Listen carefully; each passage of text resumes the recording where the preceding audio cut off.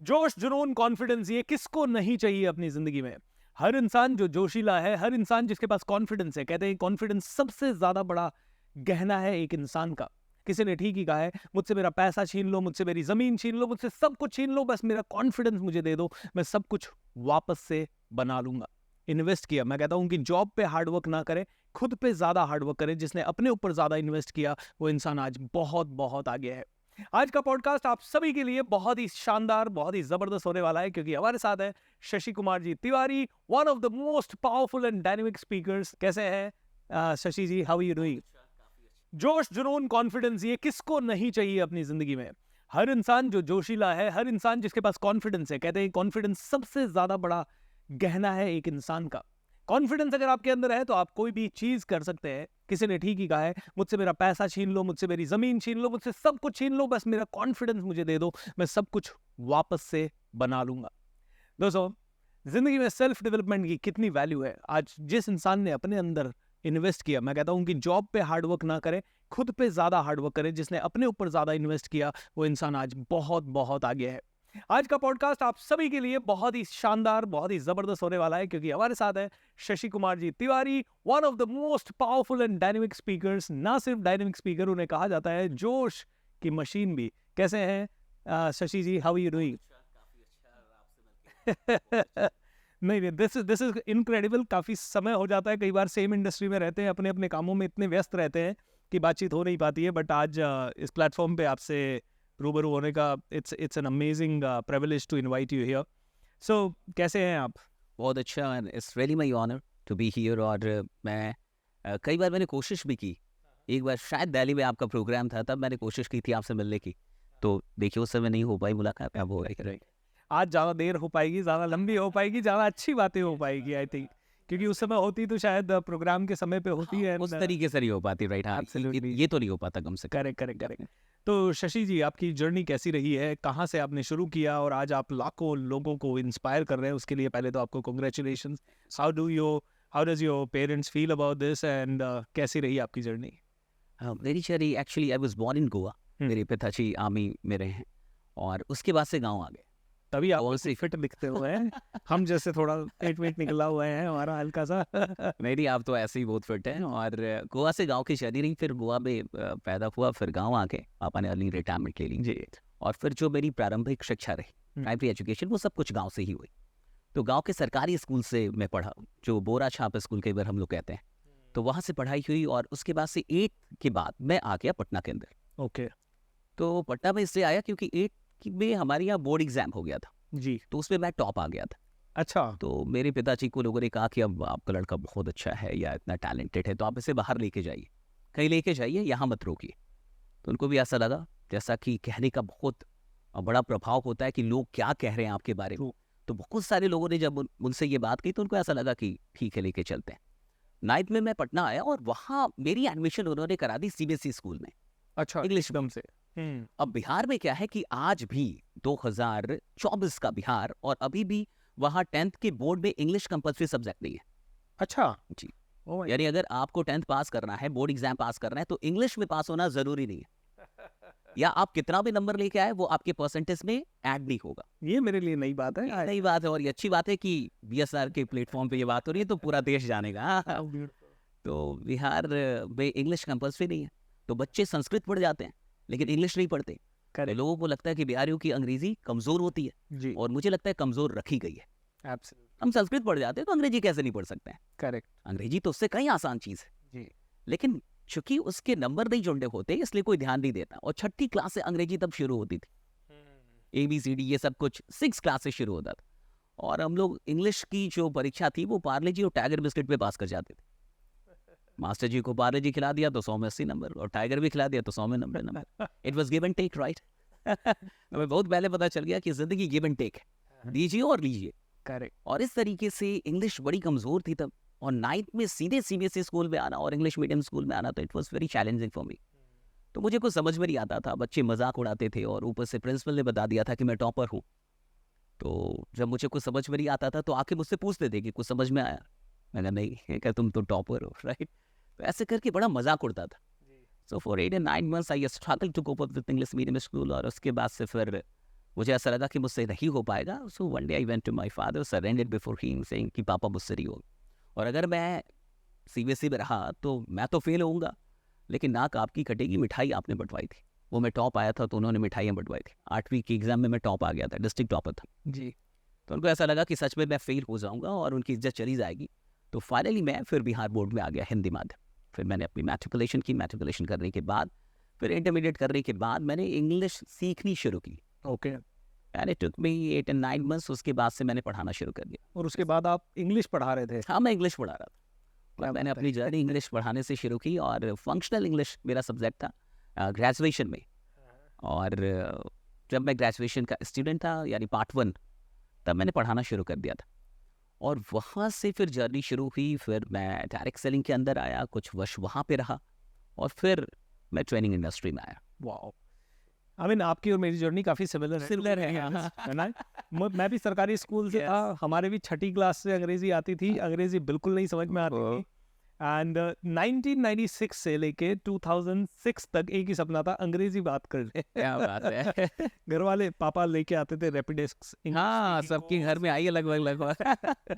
अलग अलग कोर्सेज आते थे और उसको करने की कोशिश करते थे. कभी अंग्रेजी आई नहीं, लेकिन उसके बाद मैंने भी अंग्रेजी पढ़ाई. आपने पढ़ाई है? ये बात मुझे पता है कि आपने भी पढ़ाई है. मैंने कॉल सेंटर्स के इंटरव्यूज वगैरह दिए थे, वहाँ फेल हुआ. लेकिन मेरा लक शायद अच्छा रहा कि एक इंटरव्यू में 200 सीट तो लगी हुई थी, लेकिन इंटरव्यू देने कोई नहीं आया था. I was only one. Oh my God. तो उन्होंने मुझे लिया. उन्होंने मुझे मेरा इंटरव्यू लेने के बाद कहा कि यार हमारा टारगेट है, हमें किसी को लेना है, बाकी आपने अंग्रेजी की टांग तोड़ दी. उसके बाद उन्होंने 1 महीने की मुझे फ्री ट्रेनिंग दी. एक मैंने अपने लिए पर्सनल कोच लगाए और ऐसे करके 3-4 महीने दिन रात करके थोड़ा लगा कि अब नौकरी नहीं मिल पाएगी इंग्लिश के बिना. तो और फिर वो कॉल सेंटर में इतनी अच्छी पकड़ हुई इंग्लिश की कि आज भी मैं नहीं कहूँगा कि इंग्लिश में मैं सारी सही चीज़ें बोलूँगा, लेकिन हाँ, ग्रामर पे या स्पोकन इंग्लिश पे बहुत अच्छी पकड़ हुई किसी को समझाने के लिए, प्रोनाउंसिएशन के लिए. Well I mean that's very similar.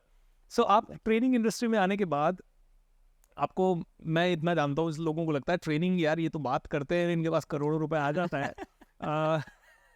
But बड़े कमेंट ऐसे आते भी है कि करना तो कुछ है नहीं, सिर्फ बात कर रहे. तो ये ट्रेनिंग इंडस्ट्री में आपका एक्सपीरियंस कैसा रहा है? क्योंकि मेरा पर्सनल एक्सपीरियंस तो ऐसा रहा कि 8 साल मेरे लिए भयंकर चैलेंजिंग रहे. अच्छे रहे, 2-3 साल चैलेंजिंग रहे, फिर 1-2 साल अच्छे रहे, फिर 2-3 साल, तो मतलब काफ़ी रोलर कोस्टर रहा. हाँ, पिछले 6-7 साल से काफ़ी स्टेबल है. So how about you? चूँकि मैं फिर टीचिंग से डायरेक्ट सेलिंग में आ गया. तो डायरेक्ट सेलिंग काफ़ी मन से किया हम लोगों ने. तो जी. बहुत सारी चीज़ें वहाँ पे सीखी और वहाँ से कुछ दर्शन का थोड़ा सा कॉन्फ्लिक्ट था. तो मेरे जो दर्शन थे इस इंडस्ट्री को लेके, वो शायद उस तरीके से मैच नहीं हो रहे थे मालिकों के दर्शन से. तो उस कॉन्फ्लिक्ट के चलते, इनर कॉन्फ्लिक्ट के चलते मैंने छोड़ दिया. ओके. और फिर मैं भागलपुर चला गया. अच्छा. पटना से एक छोटी शहर है, वो भागलपुर छोटा शहर है. और वहाँ जाके मैंने फिर से पढ़ाना शुरू किया ओके. इंग्लिश, क्योंकि इतना तो आता ही था. तो ये तो पता था कुछ ना हो तो पढ़ा तो लेंगे यार. तो लगभग 4 से 5 साल डायरेक्ट सेलिंग में देने के बाद फिर से मैं पढ़ाने चला गया. और अगर मैं पटना में पढ़ाता तो मुझे उस समय हजारों लोग जानते थे. मेरे लिए बहुत आसान था पटना में कोचिंग शुरू करना. लेकिन मैं चाहता था कि मैं वहाँ पढ़ाऊँ जहाँ मुझे कोई नहीं जानता. तो भागलपुर एक नया शहर था मेरे लिए और वहाँ जाके मैंने 6-7 बच्चों से पढ़ाना शुरू किया. और लगभग 7 से 8 महीने के बाद हम लोग भागलपुर के टाउन हॉल में हजारों का भीड़ के साथ हम लोग मोटिवेशनल टॉक कर रहे थे इंग्लिश कोचिंग की. तो वहाँ एक अच्छी जर्नी रही. 3-4 साल मैंने वहाँ पे दी और हजारों बच्चों को पढ़ाया. उसके बाद मेरे अंदर कहीं ना कहीं डायरेक्ट सेलिंग थी. अच्छा. क्योंकि मैंने किया था, मेरी फिलॉसफीज थी, मेरी मेहनत थी उसके अंदर. तो मैंने कहा कि let's share it with the world. Right. तो फिर हम लोगों ने यूट्यूब जर्नी की शुरुआत. तो 2018 लास्ट नवंबर हम लोगों ने अपना चैनल शुरू किया इस सोच के साथ कि शेयर करते हैं जो कुछ भी मेरे अंदर है. और वहाँ से एक टर्निंग पॉइंट, एक यू टर्न. यस.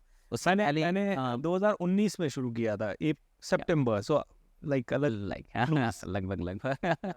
तो वहाँ से टर्निंग पॉइंट, क्योंकि उससे पहले ट्रेनिंग मिलते थे लेकिन जो लोग आपको जानते हैं वही आपको बुलाते थे. एंड वो कुछ उतना आप उसके एस्टैब्लिश्ड वे नहीं कहेंगे ट्रेनिंग के लिए. फिर जब वहाँ से जर्नी शुरू हुई और तो 3 महीनों के अंदर हमारे पास 1 लाख सब्सक्राइबर हो चुके थे. जस्ट इन 3 मंथ्स हमारी 30वीं वीडियो वायरल हो चुकी थी. तो हम लोग थोड़े लकी रहे. कहीं वो वीडियो ये तो नहीं थी अंग्रेजी कैसे सीखे? नहीं ये मेरी भी 3 महीने के अंदर अच्छा 1 लाख सब्सक्राइबर क्या हुआ था बात और है, मेरी क्या बात। चौथी या 5वीं वीडियो वायरल हुई थी। बस ऐसा ही एंड कुछ वो है वीडियो था how to learn English in 90 days. That's great. तो ये कुछ वो डायरेक्ट सेलिंग के ऊपर थी जी। और वहाँ से हम लोग को क्लिक मिला और उस समय हम लोग वॉइस ओवर करते थे क्योंकि कैमरे नहीं थे हमारे पास, आपकी कोई वॉइस बहुत अच्छी हाँ DSLR नहीं था, कोई ऐसा कैमरा नहीं था, ये सारी चीज़ें नहीं थी हमारे पास। तो मैं उसको वॉइस रिकॉर्ड करता था। बहुत अच्छा कोई स्मार्टफोन भी नहीं था हमारे पास, तो बाथरूम में जाके मैंने रिकॉर्डिंग्स की है और कि वहाँ वॉइस अच्छी आवाज़ है। वो थोड़ी हाँ, बहुत थोड़ी अच्छा अभी तो लोग कहते हैं, अभी बहुत सारे कमेंट्स आते हैं, आपको भी आते होंगे कि अमीर घर के लोग हैं, इन्हें क्या पता स्ट्रगल क्या है, लाइक ऐसे आपको भी आते होंगे। हमें लगता है कि अच्छा ठीक है। तो वहाँ से शुरू की हम लोगों ने वो जर्नी। और ये भी किसी ने जब मुझे कमेंट किया एक दिन, तो कमेंट में किसी ने लिखा था कि मैंने आपको तब से देखा है जब आप बाथरूम में रिकॉर्डिंग किया करते थे वाह। वॉइस। तो मुझे याद आया कि हाँ ये बात सच है, मैं भूल गया था, मैं कहीं बताया भी नहीं भाई। जी जी जी। तो वहाँ से शुरुआत हुई और वॉइस ओवर करके बिना चेहरे दिखाए हम लोग लगभग 1 लाख सब्सक्राइबर तक पहुँच गए। तब हमारे पास बहुत कमेंट्स थे कि सर आप चेहरा लेके आइए, लाइक कौन है आप, वॉइस बस लोग जान रहे थे। फिर बड़ा इंटरेस्टिंग है, हम लोग चेहरा लेके आए, फिर हमने कैमरा खरीदा, राइट, DSLR खरीदा और पहली वीडियो बनाई पहला चेहरे के वीडियो साथ। कितने रुपए पहला कैमरा कितने रुपए का था? वो लगभग वो 45,000। वो कैनन का 45 राइट, हाँ बिल्कुल वही था। तो उस कैमरे के साथ वो रिकॉर्डिंग हुई, पहला वीडियो गया और वीडियो जाते ही फिर कमाल के कमेंट्स आए। जी। उसमें कमेंट्स ऐसे थे, मैं आपको बताऊं कि सर जो कर रहे थे वही कीजिए, आपका चेहरा अच्छा नहीं। कई कमेंट्स भरे हुए थे कि आप जो कर रहे थे वही कीजिए, वॉइस ओवर वाज फैंटास्टिक, आपका चेहरा बढ़िया नहीं है। ऐसे कितने कमेंट्स थे हमारे पास। बट और जब आप शुरू आते हैं, आपको पता है सोशल मीडिया के ऊपर, तो आप नहीं जानते कि लोग किस तरीके से रिएक्ट करेंगे और किस प्रकार के कमेंट्स आपको मिलने वाले हैं, ट्रू। कैसा रिएक्शन आपको मिलने वाला है। और जिन लोगों के लिए बिल्कुल नया होता है, ये इतना आसान भी नहीं होता हैंडल करना कि आपको अचानक से अद्भुत नेगेटिव कमेंट्स आने लगे जो जिंदगी में आज तक आपने सुना ना हो। और हो सकता एकदम है। से ऐसे लगता है हिट हो गया है। हाँ ना? कभी कभी लगता है कुछ नहीं करे हैं, आगे बनाएंगे नहीं वीडियो। क्योंकि आप अपनी सराउंडिंग में रह रहे हैं और जहाँ आप रह रहे हैं आपके अगल बगल के लोग, आप उन्हीं लोगों के साथ रहते हैं जो आपके बारे में अच्छा बोल रहे हैं। एब्सोल्युटली आप उनके साथ तो बैठेंगे भी नहीं, उठेंगे भी नहीं ज्यादा टाइम जो आपके बारे में अच्छा ना बोले। ट्रू। तो ऑलमोस्ट हम सब लोग अपनी जिंदगी में ऐसे लोगों से घिरे रहना चाहते हैं जो हमारे बारे में अच्छा बोले। और फिर आप एक दिन सोशल मीडिया पे आते हैं और आपको खतरनाक नेगेटिव कमेंट्स मिलते हैं, तो ये पहली बार होता है, बड़ा शॉकिंग होता है कि अब क्या करना है। तो खैर हम लोगों ने ये डिसाइड किया कि हमें लोगों की बात नहीं सुननी, let them say anything, right. अगर ओम पुरी और ऐसे लोग अपने चेहरे के साथ लाखों लोगों तक पहुंच सकते हैं, करोड़ों दिलों तक पहुंच सकते हैं, तो वाई कांट वी। और हर इंसान को अपने चेहरे से प्यार होना चाहिए। आप तो बहुत हैंडसम है। नहीं तो ये अब हुआ, लेकिन उस समय आप देखते तो आप भी कहते कि ठीक था भाई। अब तो हम लोग भी देखते थे, कहते सही मैं बात। आज भी मेरा 2019 का वीडियो देखता हूँ ना, तो आप देखोगे पता नहीं इतना घटिया लाइटिंग, इतना बिल्कुल। घटिया सब कुछ, जिसके कारण चेहरा इतना काला लग रहा था। मैंने कहा भाई नेचुरल तो दिखा देते, कम से कम जैसा है वैसा तो दिखा देते। लेकिन उस समय नहीं, अब तो हम लोग भी देखते हैं तो लगता है कि सही कमेंट थे, कुछ गलत कमेंट तो नहीं था। अब आश्चर्य इसमें होता है कि हम लोग के अंदर ऐसा क्या था कि हमें ये गलत लग रहा था। तो आखिरकार हम सब लोग के अंदर ये क्या था जो हमें नहीं रोकने दे रहा था, या हम उन बातों को सच नहीं मान रहे थे। तो मुझे लगता है कि एक कॉन्फिडेंस था अंदर में और एक सेल्फ लव था, करेक्ट, एक डाउट नहीं था कहीं भी अपने ऊपर, ऐसा था अपनी कि हम एनर्जी कर लेंगे राइट। कुछ। हाँ, हमें लगता था कि हम कर लेंगे और हम बहुत स्मार्ट। अब देखने में लगता है कि नहीं नहीं वो ठीक ही थे, उतनी गलत तो नहीं थे, राइट, जितना हम मान रहे थे तब। मैंने तो आपको बताऊं 2018 में बहुत सारे वीडियोस डाले थे, ऐसे एक दिन Yes. चैलेंज ले लिया था, लेकिन ना तो वीडियो डालना आता था, ना उसका एडिटिंग का पता, न थंबनेल का पता, न कुछ पता। तो उस पर कोई सब्सक्राइबर व्यूज कुछ नहीं आए, और आते थे तो 2-4 कमेंट बेकार ही आते थे। तो मैंने गिव अप करके छोड़ दिया। मैंने 2018 में जून में छोड़ दिया, फिर उसके बाद वापस रीस्टार्ट किया था 2019 में। सो मेरे को तो फर्क पड़ता था सर, थोड़ा थोड़ा। नहीं ये बिल्कुल इतना definitely it's not that easy. और फिर हम लोगों ने कंटिन्यू किया और फिर मुझे लगता है कि कुछ लोगों पे गॉड ब्लेस। डायरेक्ट सेलिंग के मेरे पास बहुत सवाल आते हैं शशि सर। जैसे मैं तो बहुत सारी डायरेक्ट सेलिंग कंपनीज में ट्रेनिंग तो देता हूँ, बट मैं वैसे इन्वॉल्व नहीं हूँ कहीं पे भी। मैं भी नहीं हूँ, लेकिन वेरी था तो था। क्योंकि मुझे अनुभव है। आपको ज़्यादा अनुभव है। तो डायरेक्ट सेलिंग में सबसे बड़ा क्वेश्चन मुझे बार बार आता है कि सर 10 साल से हो गया हूँ, टीम नहीं बन रही है, इसका मैं चाहता हूँ कि आप थोड़ा हमारे दर्शकों को बहुत ही ज़बरदस्त बताएं, क्योंकि मेरा तो ऐसा मानना है कि टीम उनकी इसलिए नहीं बन पाती because 90% of them are not working on themselves. उनकी पर्सनालिटी अच्छी नहीं है या उनका टैलेंट अच्छा नहीं है। आपका इस पे क्या ओपिनियन है? सर डायरेक्ट सेलिंग में क्या है कि ऐसे लोग भी कामयाब हुए हैं जो काफ़ी नॉर्मल लोग हैं, काफ़ी एवरेज लोग हैं, बहुत साधारण से लोग। और ऐसा भी नहीं है कि कामयाब होने के बाद बड़े अलग हो गए, जैसे थे लगभग वैसे भी मिल जाएंगे कई लोग, बट वो कामयाब हो गए। क्योंकि ये एक टीम गेम है जी, और आपको सिर्फ अपने काम का, अपने टैलेंट का फ़ायदा नहीं मिलता, करेक्ट, आपको उन सब लोगों के टैलेंट का फ़ायदा मिलता है जो आपकी टीम को ज्वाइन कर रहे हैं। एब्सोल्युट, सवाल ये है कि आप कन्विंस नहीं कर पा रहे, जो आपका कहना है कि अगर आप नहीं खुद को डेवलप कर रहे हैं तो शायद आपका वो इम्पैक्ट नहीं होगा। बट आपके पास कोई ना कोई और है जो आपके ऊपर है, करेक्ट, जो आपका अपलाइन है। हो सकता है मुझ में वो टैलेंट नहीं है, मेरा वो इम्पैक्ट नहीं है, लेकिन आपका है। तो मैं अपने लोगों को आपसे तो मिलवा सकता हूँ, ये बात मैं आपका प्रमोशन तो कर सकता हूँ। Correct, It's all about promoting the things, right? Promoting people, promoting the plan, promoting the industry, promoting the hope. तो जो प्रमोशन कर सकता है इस इंडस्ट्री में, उसकी टीम बनेगी। जी, अब सवाल ये है कि आप कितना अच्छा प्रमोशन कर सकते हैं, करेक्ट, कितने बेहतर प्रमोटर हैं।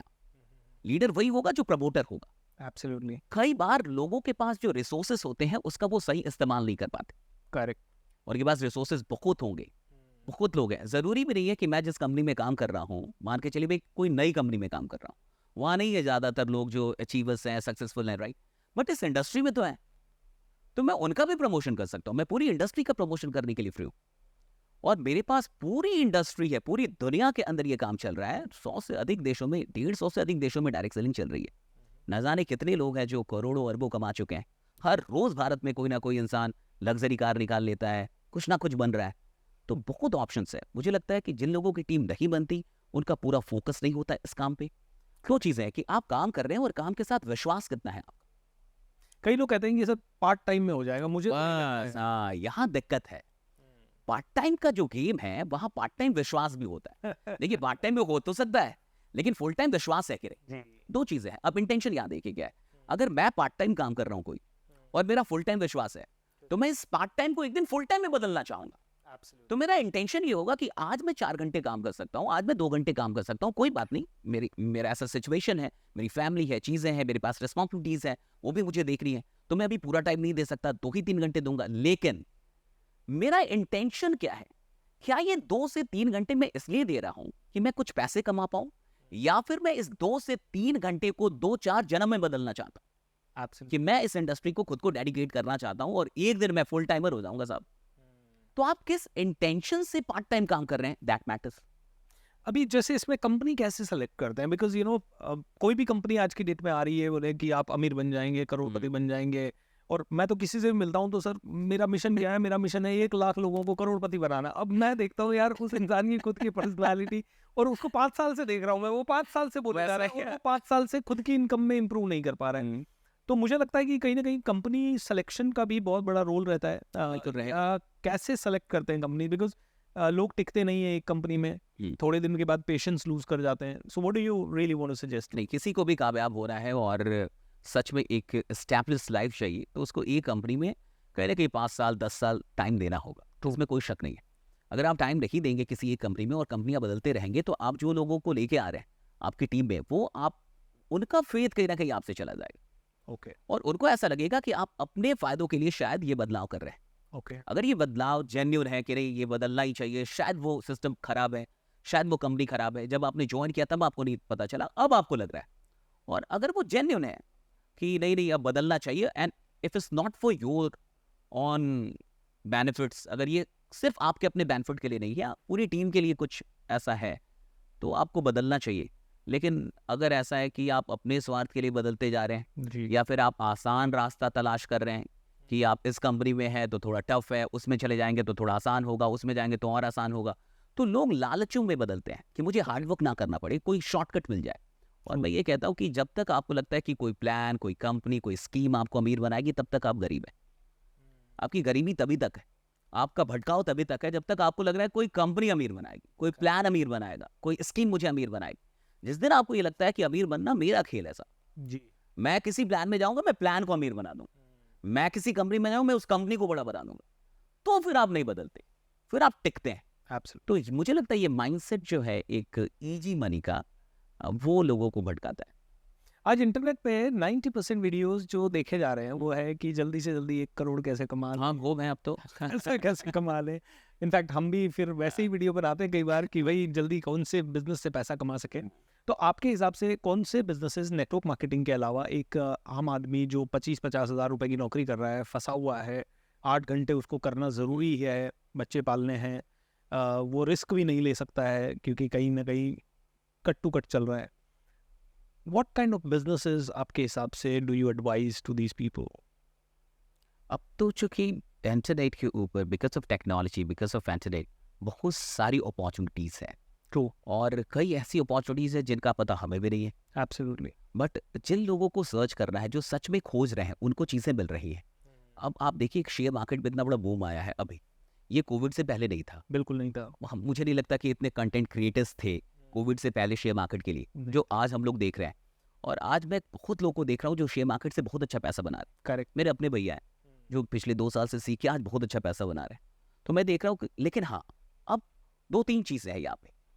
बिना रिस्क के कोई बिजनेस नहीं होगा, एब्सोल्युटली। चाहे वो कोई भी बिजनेस हो। अगर आप कुछ भी इनिशिएट करेंगे, वहाँ रिस्क तो है। तो रिस्क का एक बजट तो आपको निकालना होगा करेक्ट। कि आप रिस्क कितना ले सकते हैं, चाहे वो कैलकुलेटेड रिस्क ही क्यों ना हो। बट बिना रिस्क के आप कुछ बिजनेस तो नहीं कर पाएंगे। जब आपने किया था क्या कैलकुलेट किया था आपने? मतलब जब आप अपना इंग्लिश पढ़ाने का छोड़ के नेटवर्क मार्केटिंग में आए, फिर नेटवर्क मार्केटिंग से ट्रेनिंग में आपने जंप किया, तो आपने किस लेवल पे कैलकुलेट किया था? जैसे कि मैंने कैलकुलेट किया था, मैंने कहा यार जॉब छोड़ रहा हूँ, जॉब में 30,000 रुपये आ रहा है, वर्स्ट टू वर्स्ट क्या होगा, मैं 2-3 साल ट्रेनिंग के फील्ड में उतरूँगा, 3 साल में 1 महीने का मेरा 15,000 रुपये लगता है, 15,000 के हिसाब से 1,80,000, 5 लाख, 6 लाख और थोड़ा और बढ़ा लेते हैं तो 10 लाख हो जाएगा। क्या भूपेंद्र तू 10 लाख रुपए चुका सकता है कमा के? Yeah. अंदर से आवाज़ आई, चुका सकता है। तब मैंने ये डिसीजन लिया था। तो आपने कैसे कैलकुलेट किया? मेरा सिंपल था कि जब पढ़ा रहे थे तो कुछ पैसे हम लोग कमा रहे थे मंथली। जब नेटवर्क मार्केटिंग में आए तो ये बात तय था कि जितना यहाँ कमा रहे हैं उतना यहाँ कमा लेंगे, उससे बड़ा कमा लेंगे। जी। क्योंकि पढ़ाने में एक कहीं ना कहीं जॉब टाइप, वो हम लोग जॉब ही कर रहे थे, किसी Correct. कोचिंग में पढ़ा रहे थे, Correct. कोई अपना कोचिंग नहीं था पढ़ना के अंदर भाई। तो ये पता था कि यहाँ पे कितना जाएंगे अधिक से अधिक, 10 से 15, 20, 30 और कितना जाएंगे। लेकिन नेटवर्क मार्केटिंग के अंदर पॉसिबिलिटीज बहुत बड़ी थी पैसा कमाने की। तो ये पता था कि ये जो छोड़ रहे हैं बड़ी चीज़ के लिए छोड़ रहे हैं। True. तो बड़ी चीज़ की तरफ जा रहे हैं, तो इसलिए कोई शक नहीं था, कोई डर नहीं था, उत्साह था, एक्साइटमेंट था कि हम बड़ी चीज़ की तरफ जा रहे हैं। जब आप छोटी चीज़ को छोड़ के बड़ी चीज़ की तरफ जाते हैं तो आप एक्साइटमेंट के साथ जाते हैं, फिर वहाँ आप फियर के साथ नहीं जाते, फिर आपको कोई डर नहीं होता, आप एक्साइटेड है कि मैं बड़ी चीज़ के लिए जा रहा हूँ। जी। दूसरी चीज़ की जब वहाँ छोड़ के फिर टीचिंग में आए तो वहाँ इनर कन्फ्लिक्ट था। अब वो पैसों से बड़ी चीज़ है कि मैं कुछ ऐसा कर रहा हूँ जहाँ मैं संतुष्ट नहीं हूँ। ट्रू। मुझे ऐसा लग रहा है कि जो मेरी फिलॉसफी है उसके साथ काम नहीं हो रहा। तो मेरा दर्शन जो है, मेरी जो अपनी सोच है, मेरी जो विचारधारा है, वही मैं वहाँ प्रमाणित नहीं कर पा रहा। तो अगर वहाँ आप देखेंगे तो वहाँ पैसा फिर मैटर ही नहीं करता। एब्सोल्युटली। फिर तो 5 साल की मेहनत को जीरो करके मैं फिर से चला गया जीरो पे। ट्रू। 5 साल मैंने नेटवर्क मार्केटिंग में लगाया, वो मेरा गोल्डन एक फेज था, मैं कुछ भी कर सकता था, मैं पढ़ने में तेज था, टैलेंटेड था। रात के 10 बजे से लेके 3 बजे तक मैं पढ़ने वालों में से हूँ, और फिर 7 बजे जाके कोचिंग में पढ़ाना। तो 4 घंटे सोने की आदत थी मेरी, और 3 साल तक मैंने ये काम किया है। जब मैं ग्रेजुएशन में था तो मैं यूपीएससी के लिए इंक्लाइन था, तो 5 साल मैंने वहाँ नेटवर्क मार्केटिंग में दिया, मैं यूपीएससी क्रैक कर सकता था। करेक्ट। लेकिन 5 साल देने के बाद फिर मैं जीरो पे, सब कुछ छोड़ के, पूरी नेटवर्क मार्केटिंग इंडस्ट्री को छोड़ के, वो सारी टीम्स, सब कुछ जो किया, और फिर चला गया पढ़ाने, बिकॉज वो इनर कन्फ्लिक्ट। तो मुझे लगता है कि आपका दर्शन सबसे इंपॉर्टेंट है, पैसों से कहीं ऊपर है, कि आपकी फिलॉसफी क्या है, जिंदगी को आप कैसे देखते हैं, और वो जो आपकी फिलॉसफी है उसको प्रोटेक्ट करना आपका काम है। क्योंकि अपनी फिलॉसफी को बेच के आप पैसा तो नहीं कमाएंगे। अगर वो फिलॉसफी ना रहे, वो आपका फिर वो सेल्फ स्टीम कहीं ना कहीं नाव पे चला जाता है। ट्रू। ट्रू। तो मैं ऐसा लगा कि नहीं, जहां हम लोग काम कर रहे हैं वहां वर्थ नहीं क्रिएट कर पा रहे लोगों के लिए, जो चीजें हम बेच रहे हैं उनकी वर्थ में कुछ कमी थी। जी। तो ये बातें भी हम लोगों ने की, जो ऑनर थे इनसे, लेकिन वो लोग चेंज करने के लिए तैयार नहीं थे, और बाकी के ऑनर्स के साथ मेरा वो उस तरीके का बैठ नहीं रहा था, मैच नहीं हो रहा था, सोच नहीं मिल रहा था। तो फिर मैं चला गया, पढ़ाने चला गया फिर से। इनफैक्ट जिम रॉन साहब कहते हैं सर कि आपकी फिलॉसफी ही आपको अमीर या गरीब बनाती है, ना कि आपकी इकोनॉमी। Oh my God. आपकी इकोनॉमी आगे पीछे होती रहेगी, लेकिन आपकी फिलॉसफी क्या है? गिरती हुई इकोनॉमी में भी वॉरेन बफेट जैसे लोग पैसा कमा रहे हैं, तो it's all about their philosophy and such में कमेंडेबल सर। एंड सर जैसे आज भी 21st सेंचुरी है, 2024 में हम बैठे हैं, इंटरनेट है, हज़ारों वीडियोस है, सब कुछ है। सब कुछ। उसके बावजूद भी लोगों के एक्सक्यूज़ आते हैं, सर अंग्रेज़ी नहीं आती, क्या करूं? और आपने भी अंग्रेज़ी स्क्रैच से सीखी, मैंने भी अंग्रेज़ी स्क्रैच से सीखी। क्या बोले, मतलब कैसे आदमी 3-6 महीने में अंग्रेज़ी में बहुत अच्छा हो जाए आपकी तरह? मुझे लगता है कि हम सब लोगों ने जैसे सीखा, आपने सीखा, मैंने सीखा, कोचिंग ज्वाइन की, टीचर्स को फॉलो किया, जो हमारे फैकल्टीज़ थे, जो कुछ भी कहते थे उसको हम लोग बड़ा ब्लाइंडली फॉलो करते थे, पागलों की तरह। तो मुझे याद है कि जब मैं सीख रहा था तो मुझे सपने आते थे इंग्लिश में बोलने के, और वो स्टूडेंट लाइफ, और एक छोटा सा 10x10 का कमरा होता था, उसमें एक बेड होती थी, उसको भी हम लोग उठा के साइड कर देते थे और रात भर चल के बोलते थे। हाँ, चल के आपने भी किया होगा, सबने किया ये। हमारी कोचिंग दूर थी, साइकिल से जाने में लगभग मुझे लगता है कि 25 से 30 मिनट लगते थे अगर मैं साइकिल से जाऊं, और अगर मैं पैदल जाऊं तो 1 से 1.5 घंटे। तो मैं साइकिल से नहीं जाता था, पैदल जाता था, ताकि मुझे 1.5 घंटे बोलने का मौका मिलेगा। तो मैं चलते हुए जाता था, बोलते हुए, फिर मैं बोलते हुए आता था, फिर मैं फील्ड में जाता था, फील्ड में बोलता था, अकेले में प्रैक्टिस करता था, चिल्लाता था। देखिए, आप सब कुछ दे सकते हैं, भूख कैसे देंगे? करेक्ट। आज जब नॉलेज इतना एक्सेसिबल है, आज सब कुछ इतना आसान है। पहले आप इंतजार करते थे कि अच्छा भैया सर आएंगे तो उनसे पूछेगा कुछ, कोई आदमी, राइट, कि इंतजार करो कि इनका ये आएंगे तो उनसे कुछ आप पूछ लेंगे। आज हर चीज आपके फिंगर टिप पे है, हर नॉलेज, हर चीज, हर इंफॉर्मेशन। और फिर भी लोग कहते हैं कि सर किस पे फिर भी नॉलेज नहीं है। अच्छा, नॉलेज अब कम है, पहले के लोगों के पास ज्यादा थी, अब कम है। जी। क्यों? क्योंकि वो क्यूरोसिटी आप कहां से देंगे, वो हंगर आप कैसे डेवलप करेंगे? हर इंसान नहीं सीखता। आपने इतने लोगों को सिखाया होगा, मैंने बहुत सारे लोगों को सिखाया। True. आपको अपने जैसे कितने लोग मिले? बहुत कम। मुझे अपने जैसे बहुत कम लोग मिले, रेयर। मुझे याद ही नहीं है कि मैं दूसरा सच चीज देख पाऊं। आपको याद नहीं होगा कि आप दूसरा VSR देख पाए, राइट? मैं तो ये कहता हूं कि जब मुझे किसी ने कहा पब्लिक स्पीकिंग सीखना है, मैं तो आईटी में था, मतलब मुझे ऐसा लगता था कि आईटी में मेरे क्या काम का पब्लिक स्पीकिंग, लेकिन किसी ने कहा यार ये हर फील्ड में काम आएगा। उसके बाद तो पागलों की तरह लग गए, दिन रात लग गए पब्लिक स्पीकिंग में, और ऐसे हो गया जैसे वो नशा बन गया। और हम लोगों को आज सिखा, अच्छा उस समय हमने सिर्फ 7,500 रुपए दिए थे, और आज लोग 50-50 हजार रुपए दे के भी वो भूख नहीं आ रही है उनके अंदर। तो मुझे लगता है वो हंगर जो है वो अंदरूनी चीज है। करेक्ट। वो भूख अंदरूनी चीज है। मेरा मजाक उड़ा था तो मेरे पास एक कारण था कि यार मुझे इंग्लिश बोलना नहीं आता, तो मेरे लिए इंग्लिश सब्जेक्ट नहीं था, वो दुश्मन था। तो मेरा युद्ध था, मैं सीख नहीं रहा था, तो मैं युद्ध कर रहा था। तो जब आप लड़ाई करेंगे और आप इंसान है तो आप जीतेंगे जी। चाहे वो हिमालय हो, एवरेस्ट हो, चांद हो, सूरज हो, कुछ भी हो रहा है। जब आप लड़ रहे हैं और औकात लगा के लड़ रहे हैं तो फाइनल विक्ट्री तो आपकी होगी। करेक्ट। सवाल यहाँ पे ये है कि लोग सिर्फ सीखना चाहते हैं, सच में उनके पास कोई खास कारण नहीं है। वो इस कंडीशन में है कि अगर आ गया इंग्लिश तो भी बड़ा अच्छा जी, ना भी आया तो क्या जा रहा है, अगर कमा लिया तो भी ठीक, टीम बन गई तो भी ठीक, ना भी बनी तो क्या जाता है, अगर बिजनेस चल गया तो भी ठीक, ना भी चला तो भी ठीक। ये जो कंडीशन है ये आपको कभी अमीर नहीं बनने देगा, कभी सफल नहीं बनने देगा। करेक्ट। गांधी जी खुद चाहते थे कि हिंसा ना हो, अहिंसावादी थे, लेकिन अंत में आपको डू और डाई पे आना पड़ा कि नहीं जी। अंत में एक आंदोलन आपको करना पड़ा ना, करो या मरो। आप वर्षों तक सारी चीजों को हैंडल करते आए कि नहीं भाई ठीक है, शांति से ही हम सब काम कर लेंगे, शांति से ही सब काम कर लेंगे। अंत में तो आपको भी आना पड़ा ना कि डू और डाई करो, अब करो या मरो, और तब जाके आजाद हुआ देश। इनफैक्ट मेरे सामने ये सिचुएशन थी कि अंग्रेजी नहीं सीखी तो जॉब ही नहीं लगी। अब बताइए, तो आप सीख गए, राइट? एंड मेरे सामने तो मतलब नेटवर्क मार्केटिंग वगैरह की कंपनीज थी, लेकिन घर वालों में और आसपास के लोगों में उसका नेगेटिव प्रचार इतना था कि अगर आपने नेटवर्क मार्केटिंग ज्वाइन कर ली तो उसका प्रेजेंटेशन लेके आप आ गए, मतलब आप दुनिया के सबसे बुरे इंसान हो।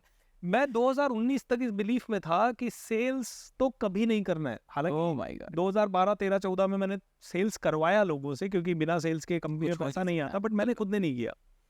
2019 में मैंने जब वेबिनार करना शुरू किया तब मुझे लगा सतीश जी की एक वेबिनार किया, 200 लोग थे, लोगों को पूरा 1.5 घंटा बात करने के बाद लास्ट में 2 मिनट में बोल दिया भाई अब आगे सीखना है तो हमारा प्रोडक्ट है, कोई आया ही बिल्कुल।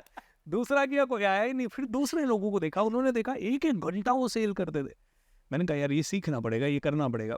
उसके बाद सेल्स के लिए मैं पागल हुआ और लिटरली सेल्स का आज मुझे लगता है कि I really can teach sales very well. मतलब मुझे मजा आता है Yeah. सेल्स करने। उससे अधिक इंटरेस्टिंग कुछ है भी नहीं। एब्सोल्युटली। सबसे तो अधिक सतीश जी, जब आप नेटवर्क मार्केटिंग में आए होंगे या आपने ट्रेनिंग का बिजनेस किया, तो शुरू में जैसे मेरे अंदर कुछ बिलीफ्स थे, नेगेटिव बिलीफ्स, जो हमें अपने बचपन से मिले थे, घर वालों से मिले थे, कि भाई करोड़ कमाना तो बहुत मुश्किल है, पैसा पेड़ पे नहीं उगता। तो बड़े छोटी छोटी एक्सपेक्टेशन थी और उसके कारण कई सारे फेलियर्स मिले।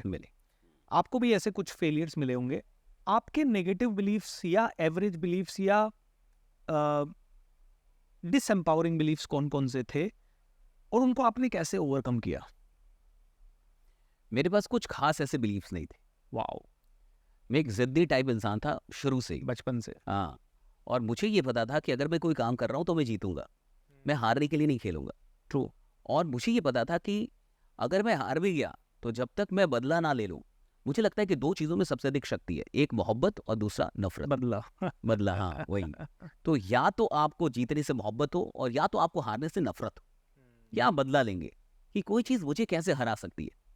तो जब मैंने इंग्लिश सीखी तो मेरे अंदर ये बिलीफ और स्ट्रांग हो गया कि हम कुछ भी कर सकते हैं। मुझे लगता है कि हर इंसान को कुछ ना कुछ सीखना चाहिए जो उसे नहीं आता। Correct correct. ये एक चीज उसके अंदर वो विश्वास डाल देगा जो जिंदगी भर काम आएगा। जो चीज, जो मेहनत हम लोगों ने इंग्लिश सीखने में की और उससे जो कॉन्फिडेंस मिला वो आज तक काम आ रहा है। Correct. क्योंकि उस कॉन्फिडेंस ने हमें ये बता दिया था कि हम लोग कुछ भी कर सकते हैं, कि अगर हम मेहनत करेंगे, हार्डवर्क करेंगे तो हम किसी भी चीज को अचीव कर लेंगे। तो जब मैं सेल्स में आया, नेटवर्क मार्केटिंग में आया, सेल्स था वो बिल्कुल टीचिंग सेल्स नहीं था। ये प्योर अलग काम था एकदम।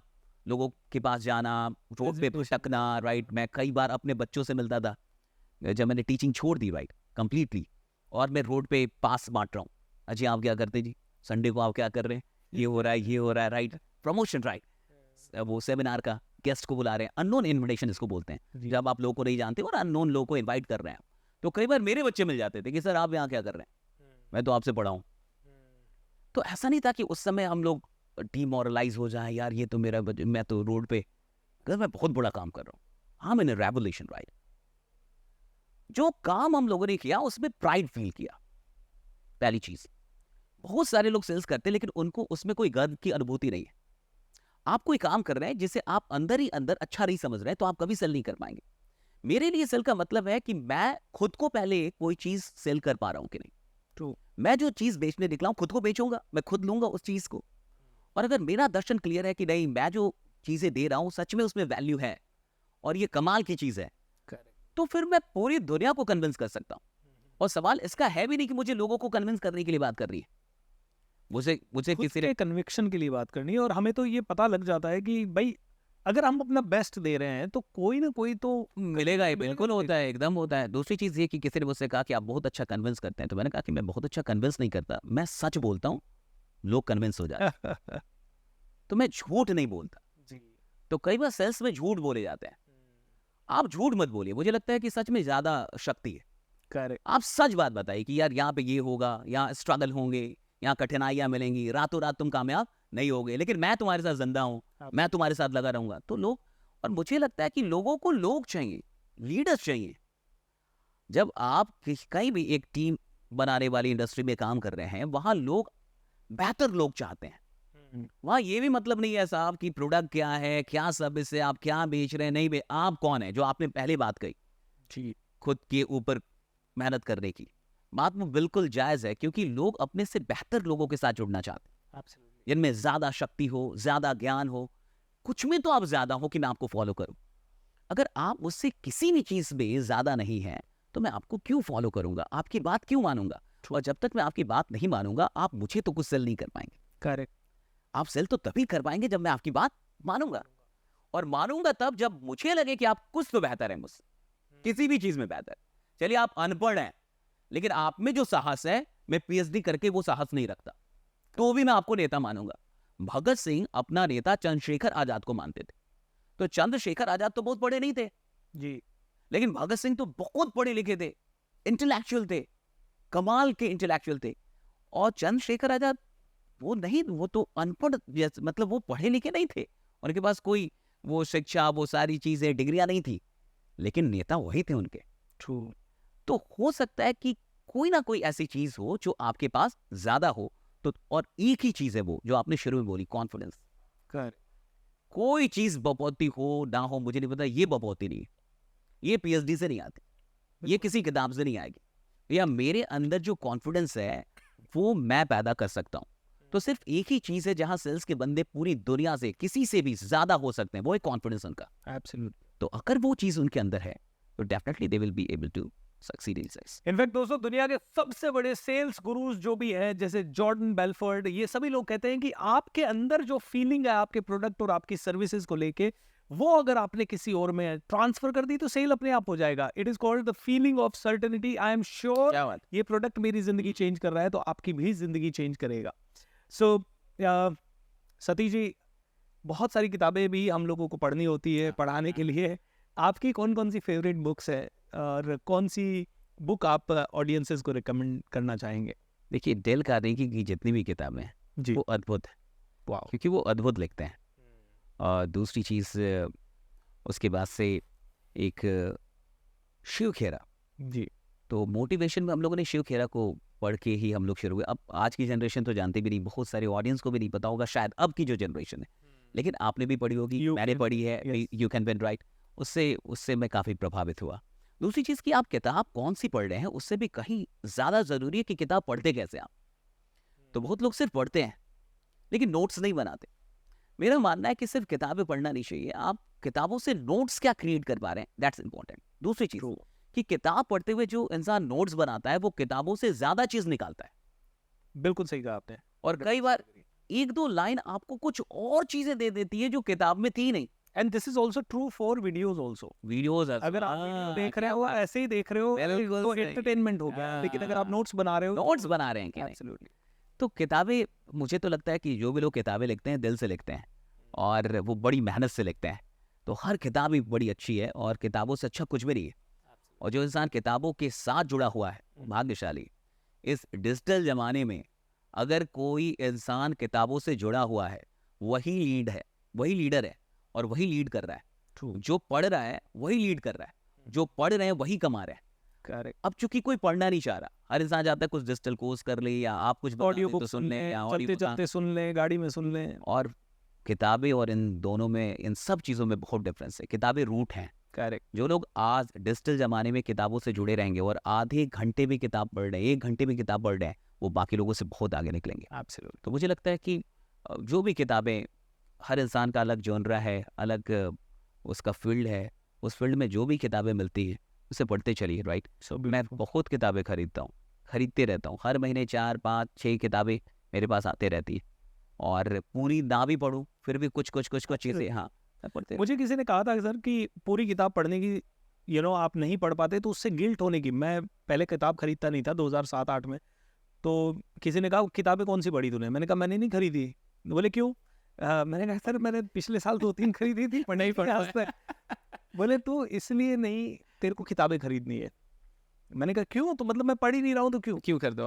बोले इसलिए खरीदनी है क्योंकि खरीदेगा तो थोड़ा सा तो पड़ेगा और नॉट मैटर कि तू पूरी किताब पढ़ता है या नहीं। क्या बात। पूरी किताब में से तुझे एक लाइन मिल गई, किताब का कॉस्ट कितना है? 250 So that's it right now. बोले एक लाइन तेरे काम की मिल गई तो जिंदगी भर में कितना कमा सकता है? मैंने कहा वाओ। ये एनालॉजी जिस दिन सुनी ना सर, उस दिन से बहुत किताबें खरीदी और हर किताब आज भी कहते हैं पूरी नहीं पढ़ पाते, लेकिन थोड़ा भी पढ़ कुछ ना कुछ उसमें चीजें मिल ही जाती हैं। एक कहानी भी पढ़ ली तो वो बहुत ज्यादा। बहुत सही बोल रहे हैं आप। एक कहानी भी मिल गई। मैं गौर गोपाल प्रभु की किताब पढ़ रहा था, वहाँ मुझे एक कहानी मिली लता भगवान करे की। ये एक बारामती जिले की कहानी है और उस कहानी को मैंने कितनी जगहों पे सुना है। तो यही बात है, जी कुछ तो मिल ही जाता है। कहानी पूरी अगर बता सकें तो दैट विल बी ग्रेट। वो बड़ी आप interesting कहानी बहुत अच्छी बताते हैं, वैसे मैंने आपकी कहानियां सुनी है। अरे क्या बात। And Thank you so much. आज Means a lot. इस इंटरव्यू के लिए आ रहे थे तब आपकी एक कहानी सुनी, बुद्ध भगवान वाली, भैंस बता दो। हाँ, सो आप ही के मुंह से हो जाए कहानी लोगों के लिए, या मे बी और कोई कहानी। लता भगवान करे की कहानी मैं सुना रहा हूँ आपको। ये कहानी बड़ी इंटरेस्टिंग है और ये बारामती जिले महाराष्ट्र की और बुल्धाना डिस्ट्रिक्ट के ये लोग एक परिवार और बारामती में आगे काम करने के लिए, और सिक्योरिटी गार्ड इनके हस्बैंड। और सिक्योरिटी गार्ड की नौकरी कर रहे थे। वो वहीं पे फार्म में जो खेती हो सकती है वो कर रही थी। 3 बेटियां थी, 1 बेटा। तो 3 बेटियों की शादी कर दी। तो जितने पैसे कमाए वो इन शादियों में चली गई, 3 बेटियों की शादी में लग गई। बच्चे के पास भी कोई परमानेंट नौकरी नहीं थी, तो तीनों मिलकर थोड़ा बहुत जो भी काम करना था करते थे। और एक सिक्योरिटी गार्ड की बहुत अधिक तनख्वाह होती नहीं, वो आप अच्छे से जानते हैं। सब कुछ बढ़िया चल रहा था। 2014 में अचानक से इनके पति को कुछ प्रॉब्लम होती है और ये नज़दीकी स्वास्थ्य केंद्र में लेके उनको जाते हैं। वहाँ डॉक्टर्स कहते हैं कि इनका इलाज यहाँ संभव नहीं है, आप बड़े हॉस्पिटल में लेके जाइए। वो शहर जाती हैं अपने पति को लेके, हॉस्पिटल में दिखाती है, बड़े हॉस्पिटल में जाती है। सब कुछ होने के बाद वो दोनों मायूस होकर लौट रहे हैं, हॉस्पिटल से बाहर निकल रहे हैं, क्योंकि डॉक्टर ने एक टेस्ट लिखा है और उस टेस्ट के लिए जितने रुपए चाहिए वो नहीं है। और वो रुपए थे 5,000, बट इनके पास 5,000 रुपए नहीं थे कि वो टेस्ट करा पाए जी। और डॉक्टर ने कहा था कि जितनी जल्दी हो ये टेस्ट करा ले, अदरवाइज इनके बचने के चांसेस भी कम हैं। और एक 62 साल की महिला, तो पति की उम्र भी लगभग 65-66 रही होगी। 2014 की कहानी। अब ये बड़े भारी मन से लौट रहे हैं और पत्नी को ऐसा लग रहा है कि अब ये ज्यादा दिन नहीं बच पाए। ऐसे नहीं है। तो जब दोनों लौट रहे हैं तो भूख लगी हुई थी, तो बस से जाना था, तो इसने सोचा कि कुछ ले लेते हैं खाने के लिए। तो ये नीचे उतरी और रोड पे समोसे बिकते हैं, वो साइड का समोसा लेके 2 समोसे लेके आ गए। तो वो पेपर पे दे देते हैं, आपने देखा होगा, अखबार पे वो दे देते हैं। तो ये दोनों समोसे खा रहे हैं, तब तक अखबार पे ही कुछ लिखा हुआ था और वहां लिखा हुआ था Baramati marathon prize money available. In Hindi Marathi आप समझ लीजिए। ये बात लिखी हुई थी कि मैराथन होने वाला है, उसमें प्राइज मनी है।